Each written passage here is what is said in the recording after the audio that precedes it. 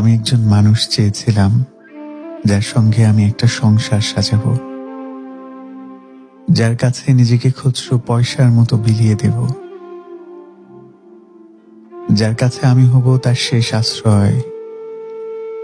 আমি চেয়েছিলাম এমন একজন যার কাঁধে মাথা রেখে নিজের সকল দুঃখ ক্লান্তি সহজে ভুলে যাওয়া যায়।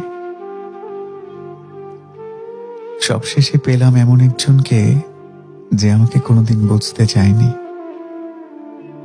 সে শুধু আমার প্রতিটি পদক্ষেপে দোষ খুঁজে ফিরত।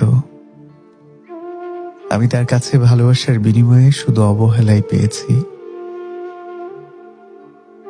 মানুষের প্রতি একবার মায়া জন্মালে তা থেকে কখনোই মুক্তি পাওয়া যায় না।